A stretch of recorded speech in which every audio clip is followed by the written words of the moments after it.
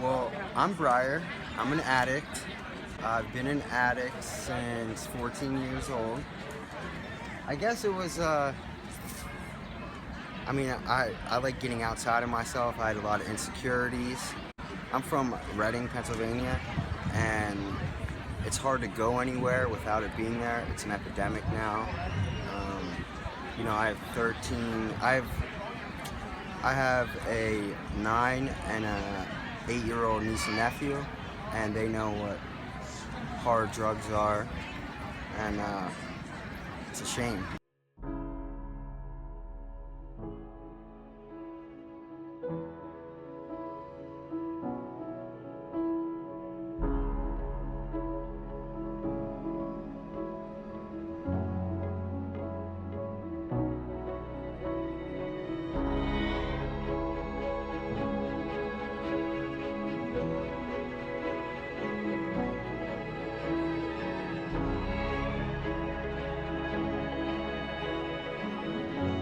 My name's Katie and I lost my brother to overdose. I'm Lexi and I also lost my brother to an overdose.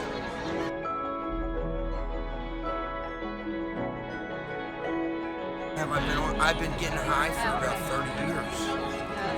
It's a shame. When you see people posting things on Facebook or something like that, or Twitter or any of those social medias, don't think that they're just crazy or they're somebody just posted something. Start looking into what they're saying, because they're saying it for a reason. They have seen something or they have realized something that maybe other people haven't. They're trying to get you to realize it. Start digging, follow the money, because that's where you're going to find the end of the train. Up with hope, down with dope.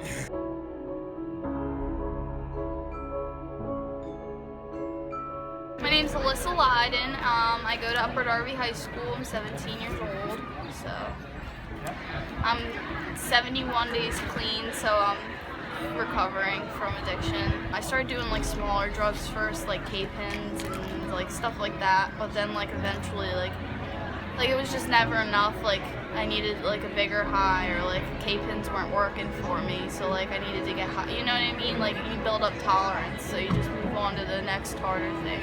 I died actually for like 9 seconds or something, and it took like 2 shots of Narcan to bring me back. I don't know, it's just, people don't understand, like, you don't have to do a lot of drugs to, like, overdose, you know what I mean? The day I overdosed, like, I only did a bag, and, like, that wouldn't kill me, but, like, you never know what you're getting, you know? Like, because, like, the bag I got, it was, like, 80% fentanyl, you know what I mean?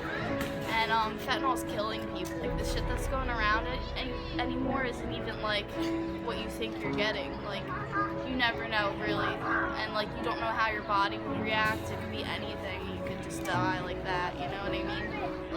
Like 90% of the people I know are, like, drug addicts or, like, currently in active addiction. I'm sure I'll see so many people in the next couple of years come to NA that's, like, in school and stuff. All my friends. I'm a very known person. I'm from Philly. I go to Florida, Virginia. I'm here, and I know people that don't even live in Philadelphia that are here. They're coming from Delaware, Washington, where dope's heavy. You know what I mean? All like the whole Eastern Seaboard is flooded. There's a lot of awareness. People know about it. They hear about it, but they hide behind their doors about it. There are a lot of people who are closet junkies. It's more fear-based. Yes. It's more of a fad. You know what I mean? People get high for fun. It's recreational, but really it's a disease. Like, people really need medicine because, you know what I mean? I'm not trying to pull your chain or nothing, but a lot of people cope with depressions. The main reason why people get high. It's more of a health problem. It's not even a criminal problem. At the end of the day, it comes down, it's just a business. Exactly. And heroin is a multi-billion-dollar business just here in the U.S. alone. It's $1 trillion business across the globe. And really, that's the biggest thing, that to find the world's problems, you follow the money. And once you've realized that the Federal Reserve isn't owned by the federal government, but it's owned by a private group of families, and they literally control all aspects of almost every economy across the world. That's why there's so many wars in the Middle East, all for gold reserve, and that's what it comes down to. So follow the Federal Reserve, and you'll find who the real culprits are. If you can still get drugs in prison, which you can, and you're Yeah. 24/7 monitored, and you have walls around you at all times, then how do you think you're going to keep us out? You're going to keep it out of the country? You really think You you're could gonna be get able to drugs keep it out of quicker our in country? prison than you can on the streets. I was born and raised in Philadelphia.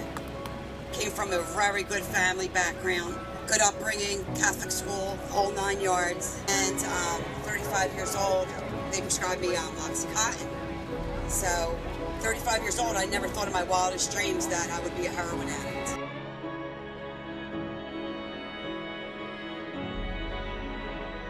And I don't want to talk about like war stories, and I just want to let you know, like before I was on drugs, the kind of person I was.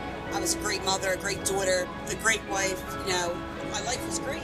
Once I started using heroin, that all went away, all my relationships. It took all my relationships away with God, myself, my children.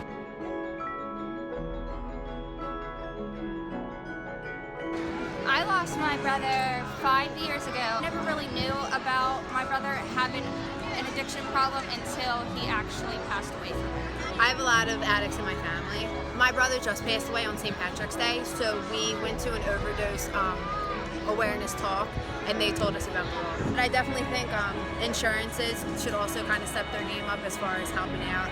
A 30-day rehab run isn't going to do anything when you've been addicted for 5+ years. We had 20 die in 2015 as a result of heroin overdose. Since then, we're now into almost May 1st of 2016. We have another 5. We have used Narcan about 90 times in 16 months, and we've probably saved about 82 lives. So from that perspective, we now go to, okay, what is addiction? Is addiction a crime, or is it an illness?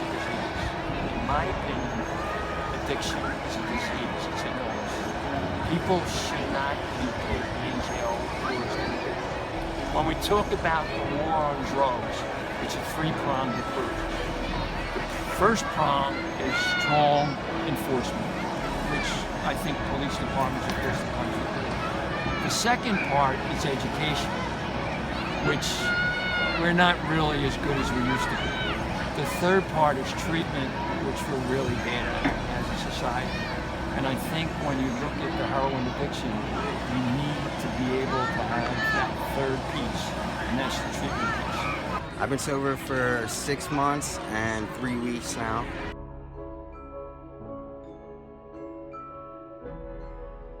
When the 6-month day came, it was kind of like a holiday, like when you come downstairs for Christmas and you get a new bike. That's how it felt. So, I'm just trying to hit a year and then hit multiples of years and just, one day at a time. It's fun being myself now, and, I don't have to get high. I have money in my pocket, It's a good time.